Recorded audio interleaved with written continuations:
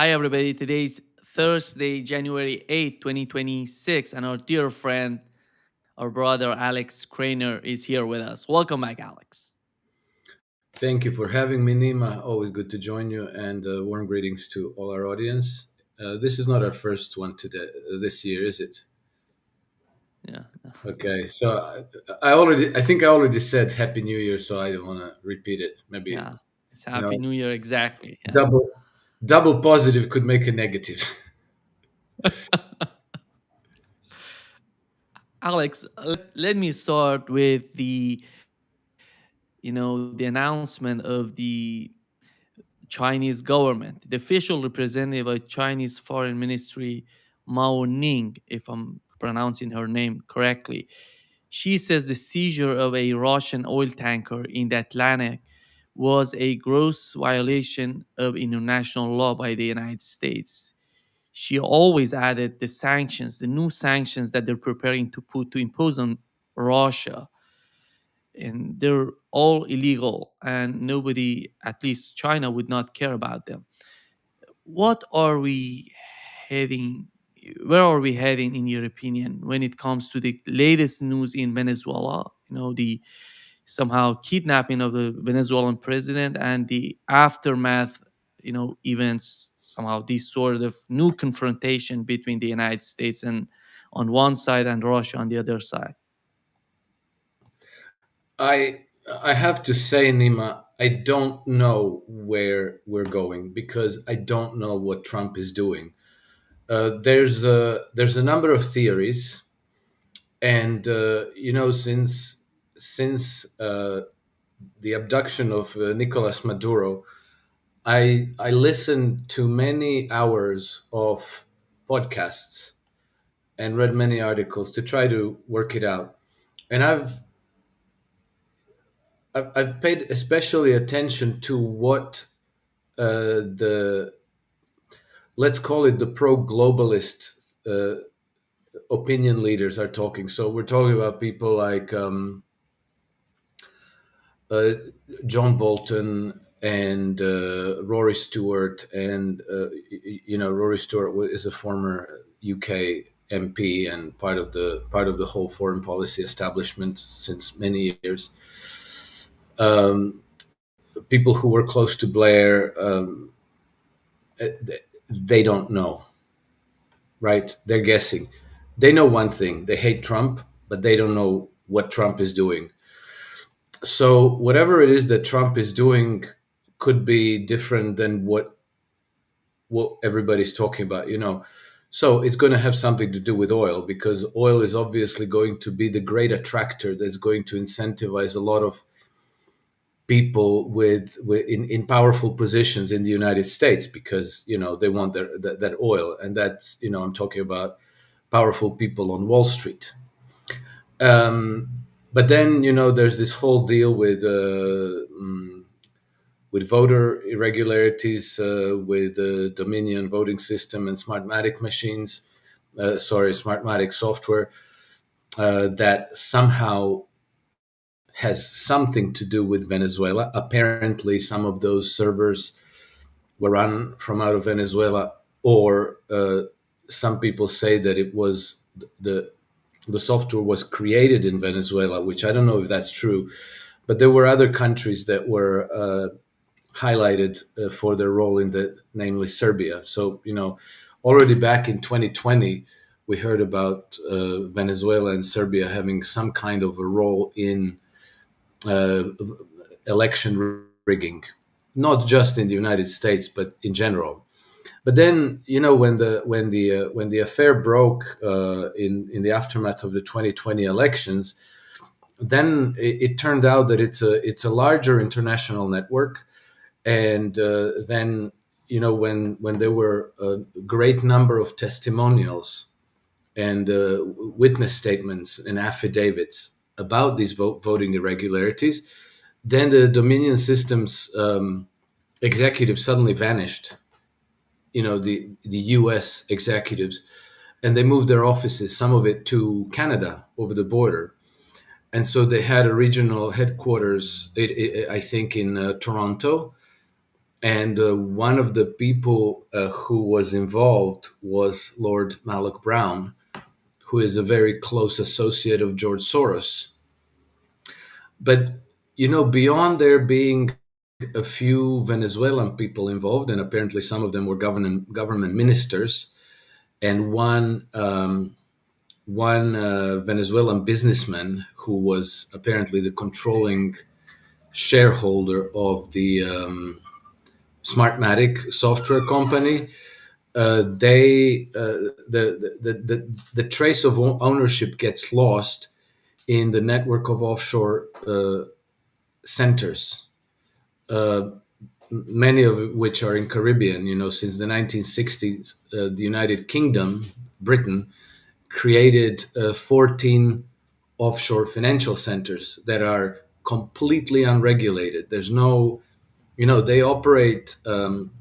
They operate outside of the reach of international law for anybody who's attached to that concept, and they're completely untransparent, unregulated, in private hands, and so the trace gets lost there. How exactly Venezuela got enmeshed in all that, I don't know. But when a country is under very rigid sanction, it becomes very porous in the sense that like Syria was put under Caesar sanctions, and then nothing works in the country. People have no money. People have no future. And then I guess Western intelligence agencies can penetrate easily with and get a whole lot of things done with bribes. And so it may be that Nicolas Maduro knows a little something about this. And then there's also the drug running angle, which, we know that there's no drugs of any appreciable quantities coming into the United States from Venezuela, and no fentanyl is going to the United States from Venezuela. But the whole money laundering network that enables this drug trafficking, which also involves human trafficking, because some of these same cartels that run the drug networks have also facilitated the logistics and border crossings for millions of illegal aliens going into the United States. And we know that about 8 million Venezuelans left the country over the last 10, 20 years, and presumably many of those ended up in the United States. So again, I don't have the answer for why Trump wanted Maduro abducted, but let's say, there is a lot of circumstantial evidence to suggest that it may be related to the voting machines and election rigging business, and the trafficking in, what do you call it, drugs, humans, and weapons into the United States, and then laundering the money out of the United States. But there it seems that Canada is playing a major role. And I just yesterday published an article titled, "Is Venezuela's Fate a Warning to Canada?" Which may sound surprising, what does one have to do with the other?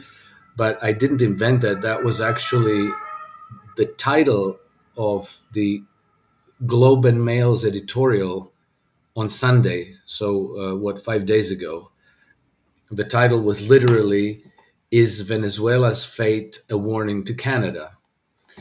And then you think, well, is it paranoid schizophrenia to think that abduction of Nicolas Maduro has something to do with Canada? And as it turns out, not so much. There is a real link, and Canada is up to their eyeballs in dirty business. Right on the border of the United States, there are multiple super labs in Canada from which things like fentanyl, methamphetamines, fake Xanax, all kinds of illegal drugs were being laundered, smuggled into the United States. The headquarters of this operation seems to be Toronto. The but also British Columbia. And most of the money that was laundered back into the from the United States, because these all these sales are in cash, right? They were most of that money was being laundered back into Canada, and there has been a okay. So I can't lay all this out because it's very extensive, but back in March, an online publication called The Bureau published a very extensive interview with one David Asher, right? David Asher is a former senior U.S. State Department official who has close ties to the Trump administration's financial and national security apparatus. And they've been trying very, very hard to break these drug smuggling networks in Canada. And they busted one super lab, which is like they said, this is the largest, most sophisticated fentanyl synthesizing lab that they ever busted. And it was in Canada, in British Columbia, close to the United States. And then the money from sales of this fentanyl was being laundered back into Canada, principally through the TD Bank.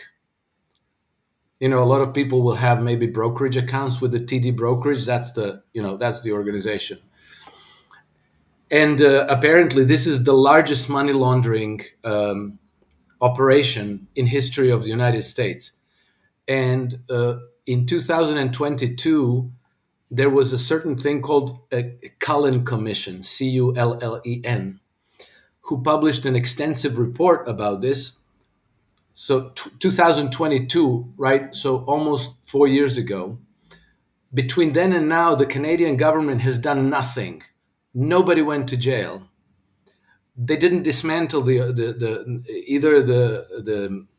money laundering organization or the drug running networks. So this is why the Canadians are feeling very, very nervous about this, because the Trump administration is trying to put all of these organizations, so drug running, people smuggling, how do you call it, money laundering of the drug money, under an anti-terror legislation, because through normal legal proceedings under international law, the American investigators have been completely unable to trace these networks, because Canada has something in their legal system which supposedly to protect human rights and assure fairness. Every time the American investigators target a suspect, after 90 days, the Canadian authorities have to inform these people, oh, look, by the way, you're being targeted. And there's no way to mount a proper undercover sting operation in that much time. So every time they go after somebody, they find their suspect, people disappear because they find out that they're being targeted. So they move, they change their phone numbers, they change their security operation procedures.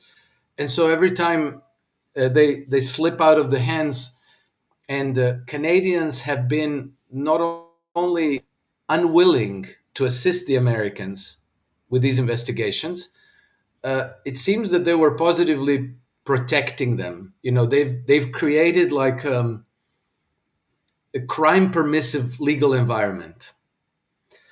Okay, so that's Canada. But then there's also we have to remember, in the Caribbean, there's 14 offshore banking centers that have also been virtually all of them involved in in money laundering operations. And again, through the normal mechanisms of international law, they are untouchable because they actually have complete legal immunity. And so it seems to me that what Trump is doing is what Trump may be doing is attacking this operation, which is absolutely massive. There's between 50 and 75 trillion dollars in these offshore centers. Okay, it's absolutely colossal. And then there's another dimension to this, and I have to mention it because it could prove relevant, and that is that the Russians have had this system in their crosshairs for a long time. And I don't know if your viewers follow the Promethean Action Network, but they produce very good reports on YouTube and on X. And one of the women who is active there, Susan Kokinda, she pointed out that in 2014, the one of the Russian one of well no the head of the Russian anti anti-drug enforcement official. His name was Viktor Ivanov. Well, probably still is Viktor Ivanov. He gave a speech at a conference called Alternative Development for Drug Producing Regions.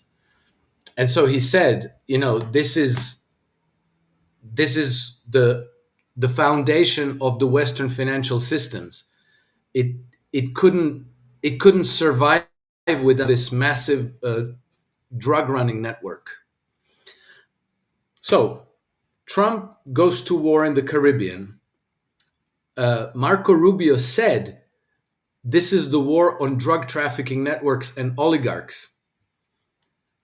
Um, and then, we have this seeming incident between the Russians and the Americans in the Caribbean Sea over an empty tanker.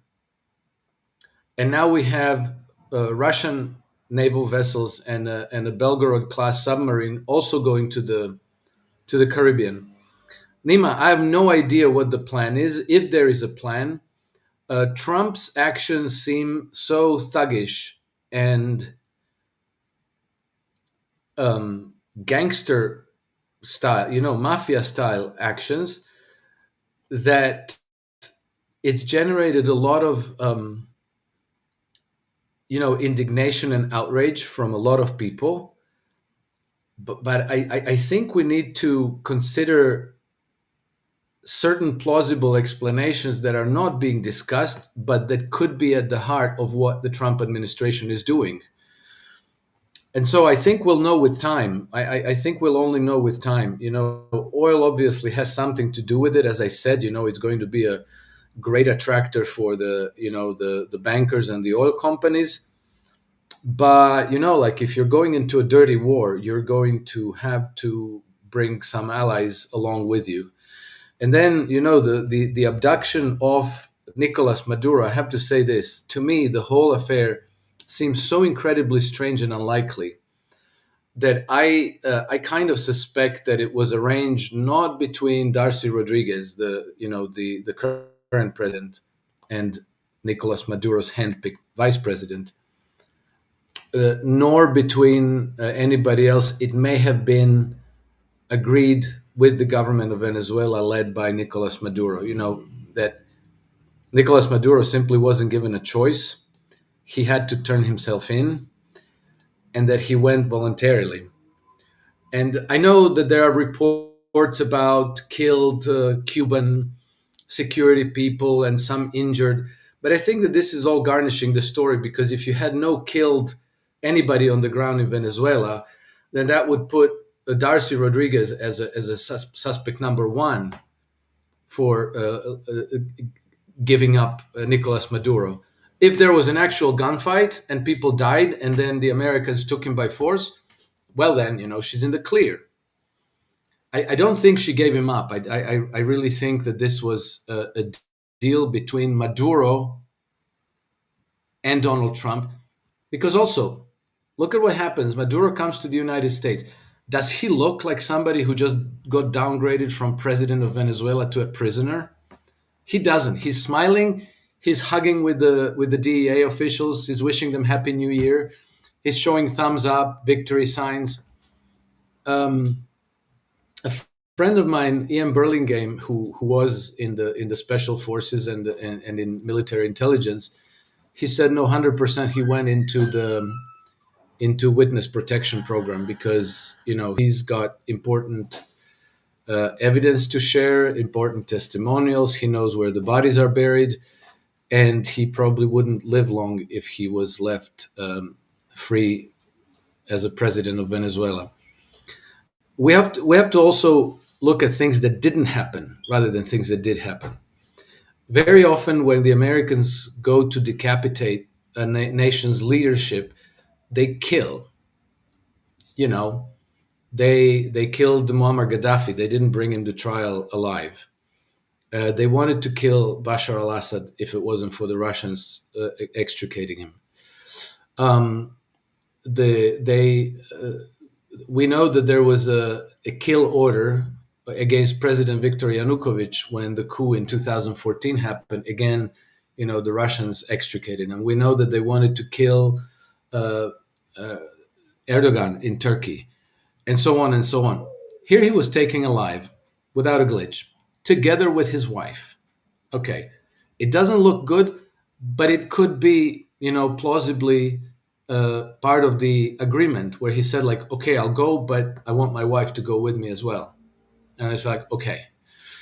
And then another thing that didn't happen is there was no regime change. So people will say, like, oh, yeah, yeah, yeah, there was a regime change. No, there wasn't, because other than Nicolas Maduro being removed, the Maduro regime remained in power completely. Nothing else changed. No legal changes, no government changes, and so forth. So the whole affair very clearly is inexplicable. And as I said, these globalist observers, like John Bolton and a whole lot of these British analysts and commentators and public officials, they have no idea what happened. They really do not have an explanation. And I must have watched like 10 hours of podcast with various American and British globalist people. Anthony Scaramucci, uh, the guy who was Bill Clinton's campaign manager. I forget his name now. It escapes me. Many of them, and they're all at a loss. So anyway, it would be silly to pretend that I know what it's about. Since you're sitting in Iran, I'll say one thing that I think it's not about. I don't think it's about Iran, because a lot of people are saying, this is a long answer, I'll wrap up quickly. A lot of people are saying, oh yeah, they went into Venezuela because they want to secure the oil before they attack Iran, because Iran is going to close the gates, the gates of Hormuz, and all this. That doesn't make any sense at all, because Venezuela's oil production is less than 1 million barrels a day. It's 20% of what it used to be at peak. To ramp up Venezuelan production to 3, 4, or 5 million barrels a day, it would take at least 5 years and many, many billions of dollars of investment. Not only that, Venezuela has a potential insurgency of up to 3 million people, in addition to their regular military units. These people are Chavistas to the core. They're fired up, they're indignant, they will not just roll over. So you can't go into a country and start investing 10, 20 billion dollars for oil extraction if you're constantly going to be under attack and under an insurgency.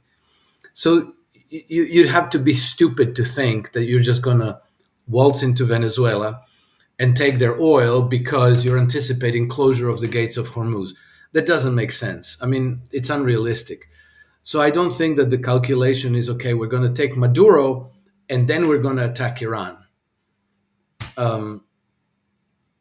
Some people are also saying, like, well, there's all these C-17 cargo planes from the United States that are going to Europe and the United Kingdom, bringing all these troops, special troops and weapons. Yeah, okay, apparently that's true.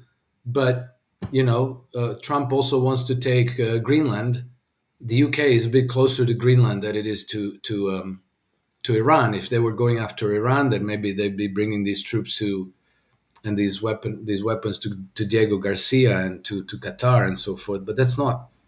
I don't. It seems too recklessly risky to do that. And I also suspect that the whole spat about Trump trying to kill Vladimir Putin is also, it doesn't make sense to me. If for no other reason, is because if you ask yourself why would he do that? What would he possibly gain by assassinating Vladimir Putin? There's no answer to that question. That's just crazy. It would just be an evil act for the sake of being bad, because there's nothing to gain. It's not like if you take Vladimir Putin off of the scene, that Russia falls into your hands like a ripe piece of fruit. Russia is a very robust nation. There's Patrushev, there's Medvedev, there's all kinds of people there who would take Vladimir Putin's place. So to wrap up the whole thing, I would say that we don't know what's happening because nobody seems to know. But I suspect that in addition to Trump team, a very narrow Trump team knowing what they're doing, I think that the Russians and the Chinese also know what Trump is doing. Yeah. Alex, I think we can find some sort of clue in the national security strategy of the Donald Trump administration. In the national security, they're basically talking about the focus on the Western Hemisphere, you know. And in that strategy, you understand if they go, because they want to, to convince all of these governments in Latin America, in the northern, Canada, Mexico, coming down to Brazil, Colombia, that the king is the United States. You have to understand that. And so, what could be, the solution for that? You go in Venezuela, you intimidate, show some sort of force, because coming out of Venezuela, Donald Trump said something amazing to me that I have no reason to understand that. I have no clue to understand what he's talking about. He said, "What? Look at what we've done in Venezuela, and look at what Russia is doing in Ukraine." It's not even comparable in my mind because the nature of two conflict is not a conflict between the United States and Venezuela. Is there is no war between the United States and Venezuela, and Russia is fighting a war of attrition against the whole NATO, the whole West. Compares the situation in Ukraine to what has happened in Venezuela. It's so much childish. It's so much, superficial when you look at the comments on the part of Donald Trump. That's why I think many of us are confused about what's going on with the Trump administration. Nima, I've stopped listening to what Trump says because it seems to me that a lot of Trump's statements are calculated to generate emotional outrage, and I'm not immune to it. I was when I heard the news about Venezuela, I was traveling, but obviously you get news everywhere. I was profoundly disappointed. I thought this is a complete betrayal of everything that we thought he stood for. But then, Trump does do this on purpose because it sets everybody's hair on fire and everybody's, emotionally focused on something while he's doing something else completely. And I've noticed that a lot of people have gone with this outburst of indignation, and then they're calling Trump names, and they're condemning him in every possible way, like a madman, a maniac, orange-faced baboon, like all kinds of things that I've heard. But when you're doing that, you're not thinking and you're not analyzing what's really going on. I try to ignore Trump's antics, and I try to understand what is it that they might be doing, because there's a possibility that Trump is a madman. Okay, that's a possibility. There's a possibility that somehow somebody got to him and that he's doing the bidding of these globalists around the world. Wall Street and the City of London, basically. And then there's a possibility that he is delivering as promised, but in ways that we cannot understand and keep track of. Uh, I don't think that he's crazy, and I think I've observed certain episodes in the year of Trump's administration that show very clearly that his administration know what they're doing. At least when it comes to the Balkans and when it comes to the war in Ukraine. And I think that they've played a very, very constructive role in both those cases. Um, what he's doing in Venezuela, I cannot say, but it seems to me that these statements that he's okay. So first of all, we have to understand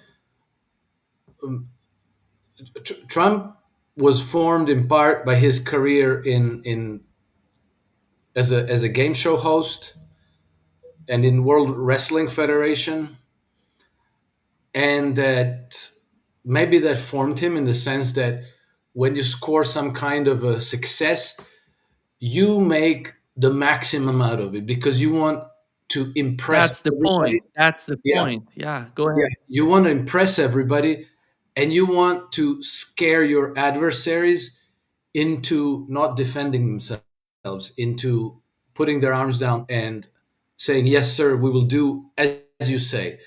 Now, abduction of Nicolas Maduro. A lot of people are making like, "Oh, what a precision surgical, perfect operation! What genius! What phenomenal!" Yeah, unless it was as an agreed deal, because like you went there with four helicopters. I think it was four helicopters. Maybe it was more or less, but and first you said nobody got hurt, and you got not only the president but also his wife. With like getting one person uninjured is complicated enough, let alone two. And you dropped like 500-pound bombs, and the security system didn't wake up. I find it very unlikely. So I would say most probably that was a deal. And then if we rewind the clock a few weeks back, I don't know, like 2 or 3 weeks back in December, we had statements from Trump. He said we're very close to a deal. He didn't explain what kind of a deal, but he said we're very close to a deal. We're talking to the Venezuelans and so forth. And then you had statements from Nicolas Maduro himself, who was talking about he's had conversations with Donald Trump himself. And Maduro was saying, no, no, they were very cordial and respectful. Well, you know, they were talking about some kind of a deal. Maybe this was the deal that they were talking about. I don't know. Nima, not any better than anybody else, but I think we have to try to take as much context into trying to discern what's going on.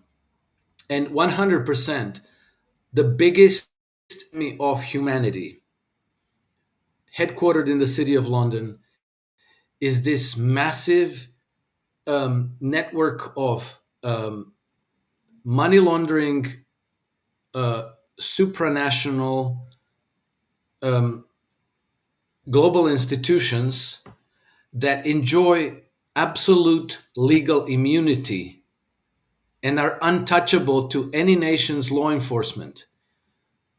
And so when people say that Trump is wrecking the system of international law, you have to kind of get rigorous about studying what international law is and isn't. It's not just, oh, we're not going to be attacking each other. Is that there are 76 documented international organizations, including banks, including uh, Gavi, vaccine thing, World Health Organization, um, the the International Energy, all of these which enjoy complete immunity, meaning their premises are inviolable, their archives are inviolable. You can't even go into their offices to conduct an investigation. And if you got any of their documents, they're not permissible in court because you obtained them illegally, because legally you just simply cannot. So they enjoy complete legal immunity and they're allowed to do whatever they like. So um, it seems to me that Trump has gone rogue because he's targeting exactly this enemy. And then, if we go back 12 years to 2014 and we have Viktor Ivanov talking about the very same enemy and saying, this is the enemy of humanity, this is where it's at, maybe this is the target. But we'll find out. Alex, I really believe that what Donald Trump is doing is creating some sort of backlash. For example, in Brazil, that I follow closely, I know the society, I live there. And the problem is that the American mindset is totally different from what we have in Latin America. In Latin America, they don't call it soccer, they call it football. You have to understand that these sort of games that in the United States are so much important. They have many, fans in the United States, that many people in Latin America don't care about these sort of games. They want to see what is the outcome for them. That's why I think the Trump administration, the whole concept of this administration, is missing the point in Latin America. They can build friendship with Brazil, with Colombia, with all of these countries in Latin America in a very different way. But it seems that somehow this sort of the legacy of empire is so much influential even on the current policies of the administration, that they don't care about these people in Latin America. You have to communicate with these people.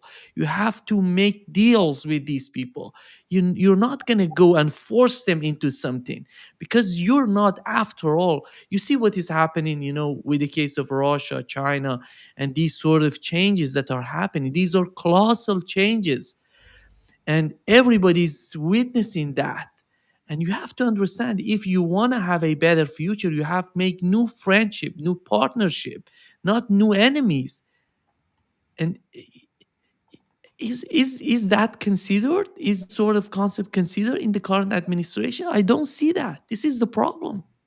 I don't know, Nima, but I will say this. It's not, I think it's up to the people, ultimately, the American people and the people in countries like Brazil and Venezuela and so forth.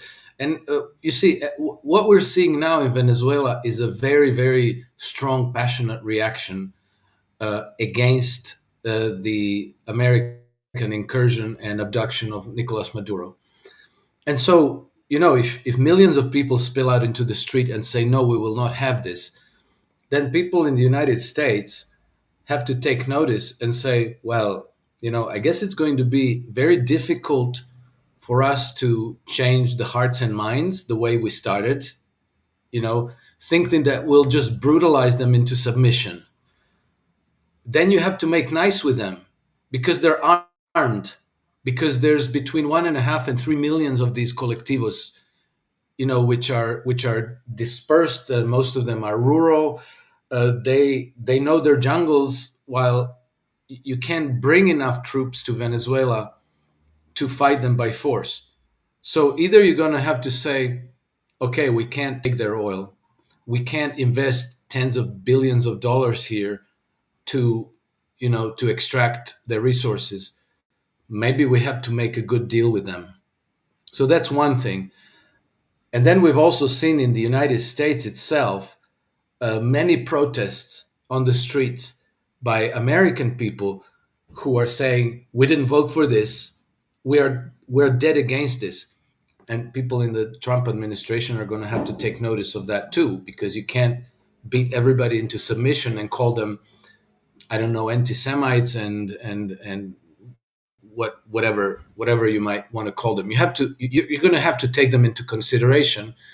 And so I think that I think that this is becoming quite apparent because, in the age before the internet, before YouTube, before social media, we kind of had to believe what we heard on the radio or saw on TV and read in the newspapers, and we didn't suspect how far they went to lie to us. We didn't suspect that they built whole studios with special effects equipment to show us imagery that is completely false, but to show us, oh, look, the Germans are bayoneting babies in Belgium, right? So this doesn't work anymore. And the extent to which it doesn't work anymore is even discernible in what they're talking about. All of these people like Ursula von der Leyen and Kaya Kallas and Klaus Schwab, and they're having tantrums over misinformation and disinformation. Klaus Schwab just, I think this week, published an article in the Time magazine about basically lamenting that they lost control. They have no control. They are unable to implement policies and see them through because, they say that people people don't believe them, that the trust is broken, and that the people can't discern the truth. It's not that. Trust in your structures is broken, and people know that you're not telling them the truth. And instead, people are gravitating to other sources, like among other places, your podcast, to try to hear things, explanations, and information that they might say, like, this sounds a bit more credible, more convincing than what they're telling me on CNN. So I think that in the end, the full effect of this is that people are no longer falling into line with the official narrative. So when they tell them, the Russians are coming, I guess you're going to have to sacrifice your children, people don't say like, yes, it's my patriotic duty to sacrifice my children. They say like, no, we don't agree. You can't have my children. I will not go to war for you, and neither will they. And so now they see that they can't get the population to vaccinate fully. They can't get us to buy into semi-annual or quarterly boosters. Nobody believes the climate story anymore. Nobody believes in going to war against Russia anymore, and so on and so forth. This public support for Israel has cratered irreversibly. It's not coming back. And so what does this mean? It means that they will have to change course because the public pressure is doing that.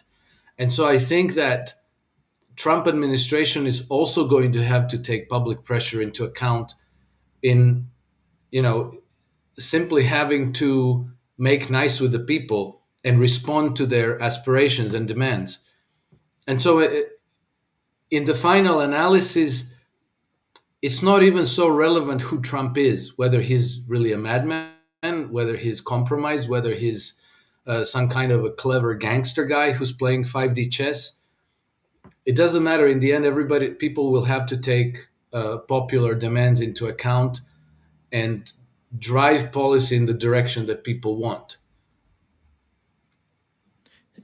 Alex, I think many of our audience are so much suspicious about Donald Trump because you see who's close to Donald Trump right now. Lindsey Graham. Every time he's talking, Lindsey Graham is there. I don't understand why is he there and what is the benefit of Lindsey Graham being part of the administration. And he's pushing for more sanctions on Russia right now. And Donald Trump says, go ahead and do it. And let me play a clip of Tucker Carlson explaining what's going on in the United States and how crucial is the situation between the United States and Russia. Here is what they said. The signs suggest that we're going to have a big war soon. The president announced that he is hiking the Pentagon budget from $1 trillion to $1.5 trillion. Just announced that. That's the kind of budget that a country that anticipates a global or regional war has for its military. Obviously, we're moving in that direction toward a world war. Sorry. So, how do you position yourself for that? Well, you look at a map and you ask, what areas do I want to control? Where are the trade routes? Who's got the resources? And if you were to do that, you would arrive at the most obvious conclusion of all, which is the United States has to have a relationship with Russia in order to survive anything like that. And, but that's not the case in the United States. Those people, even within the Trump administration, we cannot ignore that.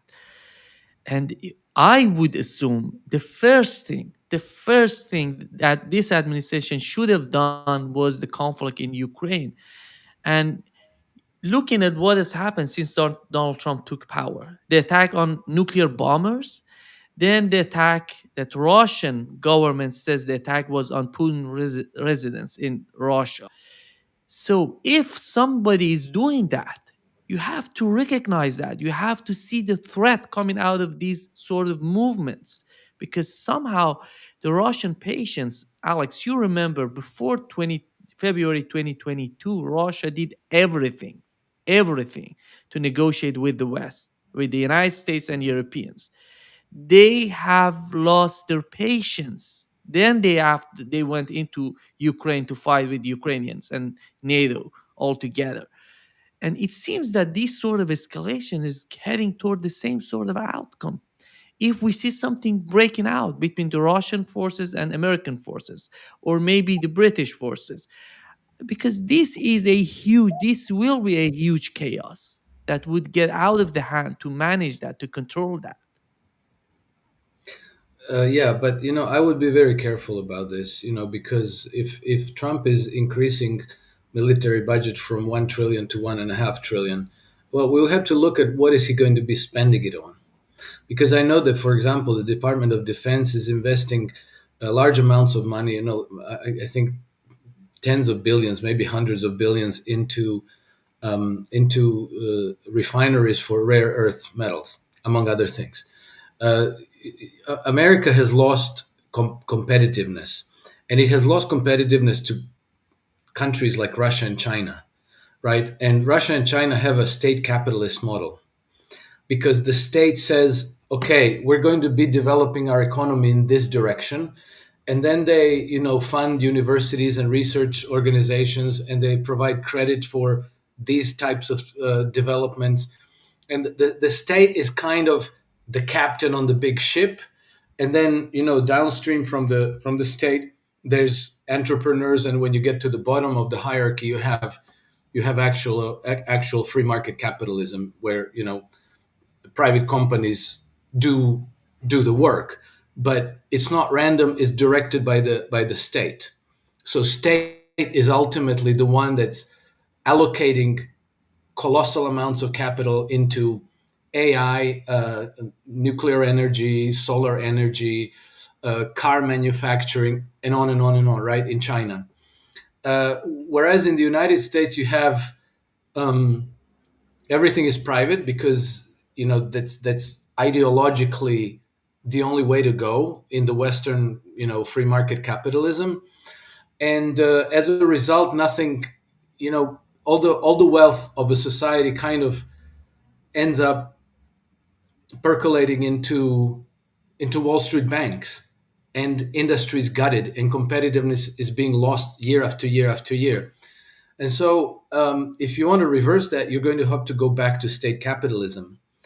And from the ideological point of view, that's almost a no-go. It's unsellable in the United States. But if you package it as national security, patriotism, U.S. Army, rah, rah, rah, then people say like, okay, we have to be strong, we have to be powerful, and we have the greatest military in the world, and all these things. But you have to look into all the line items to see what this is being allocated to. The United States going to war against Russia makes no sense whatsoever. It would be completely suicidal. And for what? Are you going to conquer Russia and own it? And if you did, then what? You would have like 140, 150 million Russians who don't want you there. Napoleon tried, Hitler tried. Why? How dumb would you have to be to make this your policy? And then let's not forget, um, what was it? 3 weeks ago, Dmitry, no, Kirill, help me. Kirill Dmitriev. Kirill Dmitriev, yeah. Kirill Dmitriev was in Florida, and they were all practically high fiving, and there's not going to be any war. We're in agreement on all kinds of things. And now, all of a sudden, Trump is trying to kill Putin and take Russian and okay, sanctions. Russians don't care.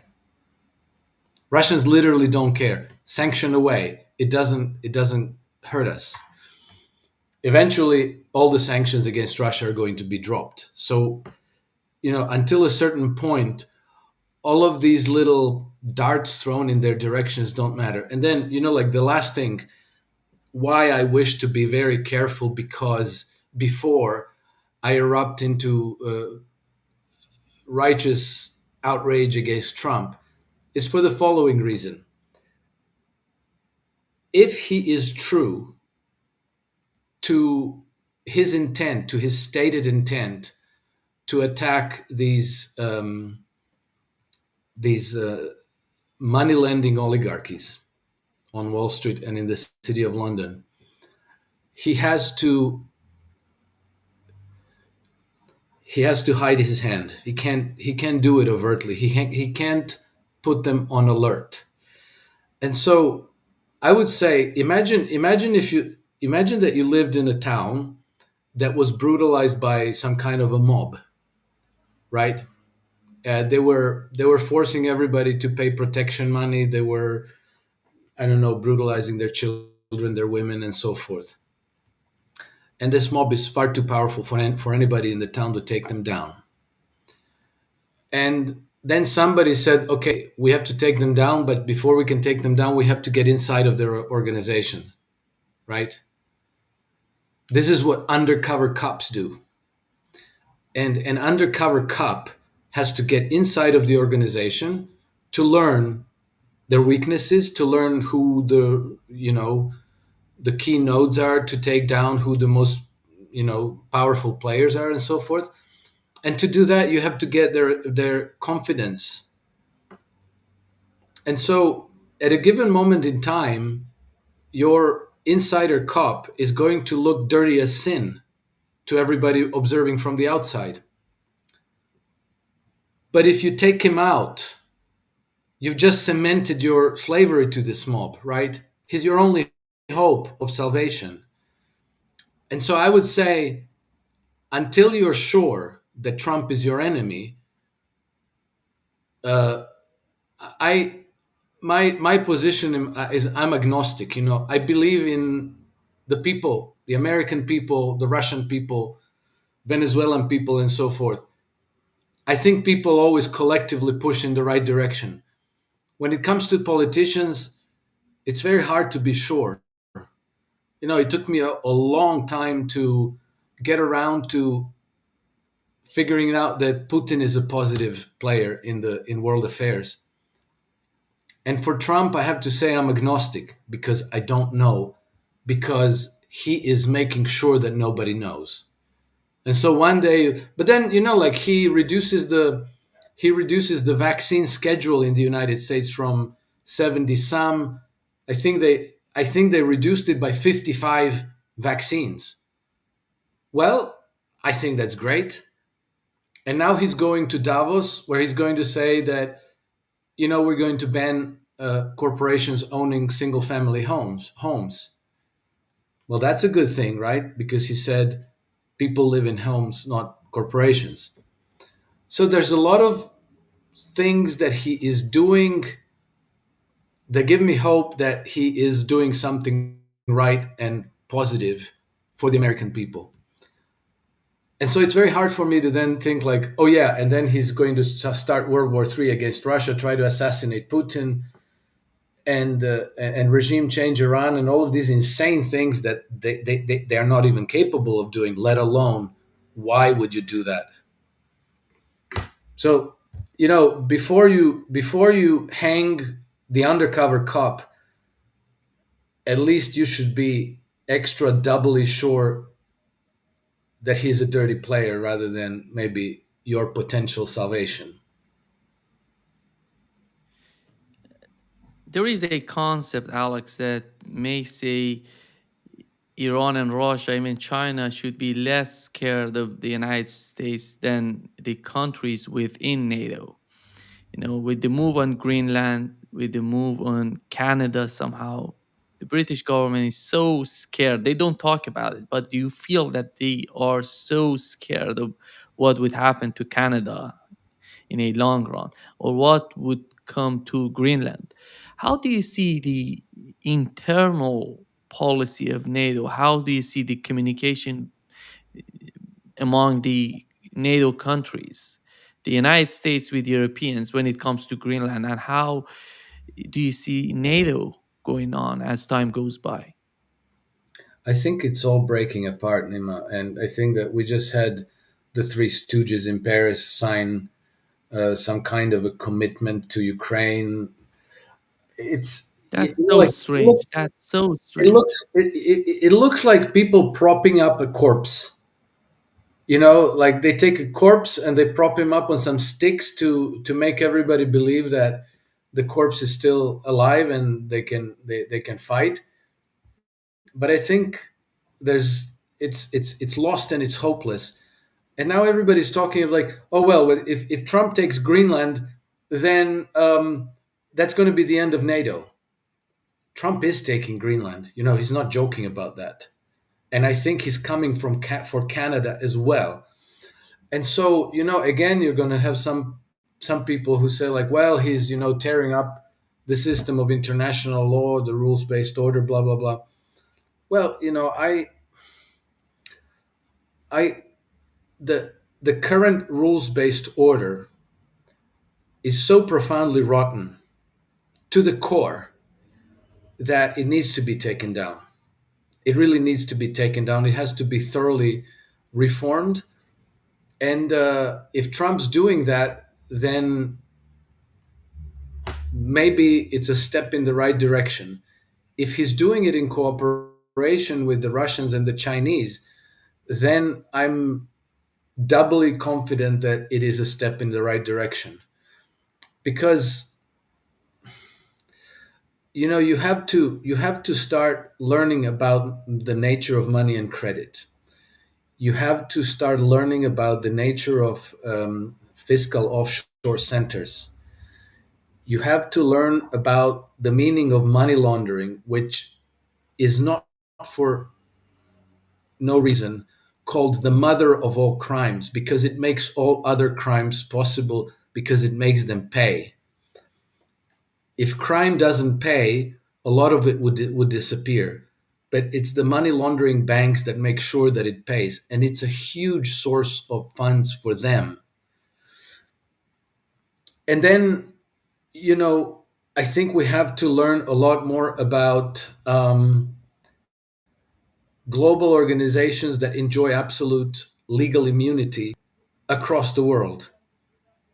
And a lot of them are banks, and a lot of them are organizations that have to do with regulation of agriculture, and a lot of them are organizations that have to do with regulation of health, public health, and things like vaccinations and stuff. And they are literally untouchable. That is also part of the international law. And if you can't touch the criminals, well, then you're at their mercy. And a very concrete case is what we started with Canada, because in Canada they have this thing called the Stitchcomb rule, which says that if you investigate a drug runner in Canada, the authorities have to inform them that they're being investigated, that they're the target of the investigation, supposedly for reasons of fairness and human rights and blah blah blah. But that means that even though Canada is a massive component of the drug and people and weapons smuggling into the United States, nobody in Canada got charged, even though they busted TD Bank for laundering, even though they busted a super lab in British Columbia, nobody went to prison. And the Canadian authorities are systematically stonewalling American attempts to investigate and to take down these networks, which means that if you go by legal means, you're simply at the mercy of these criminal gangs. And just to understand how bad this is, Nima, this has very many characteristics in common with opium wars. And opium wars destroyed China from 1830s on, and then subjected China to a century of humiliation. China was the leading global economic superpower at that time, a 6,000-year civilization that was brought down by opium wars, which were conducted by the British Empire.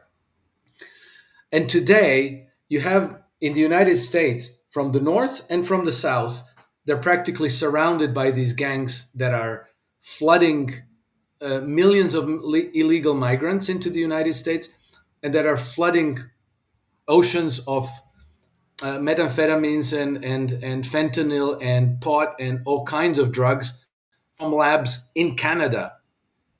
So it and if you look at what the city streets in the United States look like, it doesn't take a genius to realize that the United States is at the receiving end of the 21st century opium war, and that their hands, like they're in the legal sense, American authorities' hands are tied. They are not able to defend themselves against this. So we have to take all this into consideration before we hang the undercover cop who might be, running some kind of a scheme to take these organizations down. Yeah. Thank you so much, Alex, for being with us today. Great pleasure as always. Enjoying really what the discussion was so much productive in my opinion. Well, let's find out, Nima. Again, I'm agnostic. I think only time will tell whether I'm right or whether I'm wrong.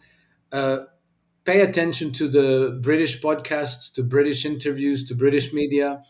Pay attention to European officials. Pay attention to what the Russians and the Chinese say, because if Trump went rogue, it'll register, and then people in London and in Paris and in Brussels, they're going to be very happy with Trump. I think a lot of time will pass before we really know for sure. Yeah, exactly. Yeah. Great pleasure, Alex, as always. Greetings to everyone, and thank you for having me, Nima. See you soon, Alex. Bye-bye. Bye-bye.